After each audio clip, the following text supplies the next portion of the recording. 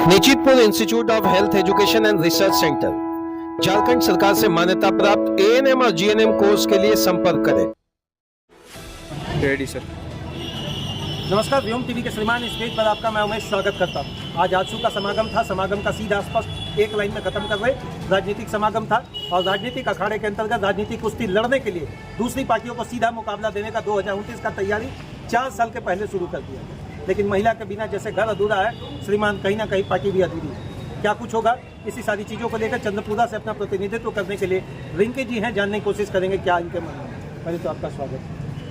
मैं आपके माध्यम से आपके सभी दर्शकों को सभी को जोहार कहती हूँ। तो मैं खाना वाना बना कर आई थी। जी बिल्कुल, घर की सारी जिम्मेदारियों को निभा करके मैं प्रखंड और अपने पंचायत के साथ साथ में पार्टी में। चंद्रपुरा प्रखंड हमेशा गर्म रहता है, कुछ न कुछ मामला को लेकर ये देखते हैं। दूसरे प्रखंडों में उतनी गर्मी नहीं है, चाहे वो भ्रष्टाचार का मामला हो या जिस तरीके से फैक्टराइज किया जाए। तो अपने प्रखंड के लिए आप क्या कहेंगी? चंद्रपुरा में हमारा अभी डीबीसी है, सीसीएल है, सेल है, सॉरी बीसीसीएल है, तो इतने सब चीज़ है, तो वो आकर्षक का केंद्र होना भी चाहिए चंद्रपुरा जिस हिसाब से। देखिए दीदी, आप हमको घुमा रही हैं।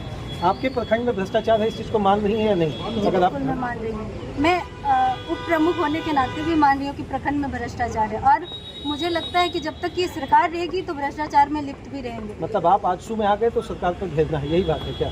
बिल्कुल नहीं। मैं आज मेरा अभी पंचायत चुनाव जीते हुए 3 साल हो गया। मैं ज़मीनी स्तर पर मेरा रोज़ का कहीं ना कहीं दौरा रहता है, तो मैं उस हिसाब से बता रही हूँ कि बिना अभी जैसे महिलाओं की समस्या है, आवास को लेकर के है, मनरेगा को लेकर के, हर जगह भ्रष्टाचार ही दिखेगा आपको। अच्छा, बहुत सारी महिलाएं ऐसा है जो दूसरी पार्टी से जुड़े हैं और 2500 रुपये अपने खाते पर भी ले रहे हैं। उस दिन मुख्यमंत्री जी को थैंक यू जरूर बोलते होंगे, और बाकी 29 दिन उनको दूसरे तरीके से घेरने की कोशिश कर रहे हैं। तो आपके खाते में भी 2500 आ रहा है कि नहीं, पहले ये कंफर्म करिए। जी, मैं ये नहीं कह रही हूँ कि सिर्फ वही पार्टी के ले रहे हैं जिस पार्टी के हमारे आदरणीय मुख्यमंत्री हैं। मैं इस मैया योजना का लाभ नहीं ले रही हूँ, लेकिन मतलब बहुत ऐसे हैं जो पार्टी का नहीं है।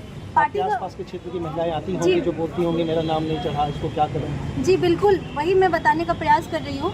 आपने मैया सम्मान का बात किया है, तो मैं मैया सम्मान का एक मतलब आपने एक साइड देखा, मैं उसका एक्सेप्ट कर रही हूँ, लेकिन आपने दूसरे साइड को देखा ही नहीं। जो प्रतिदिन न जाने कितनी महिलाएं ऐसी हैं, मैं आपको ऐसा अपने सैकड़ों में अपने पंचायत में दिखा दूंगी जो वाकई लेने के लायक है, जिसको अभी तक मिला नहीं है। आपके सुप्रीमो सीधा घेरे कि दीदी को खुश रखो और दादी को नाराज कर, यही योजना इसको महिला सम्मान के नाम से रखते हैं।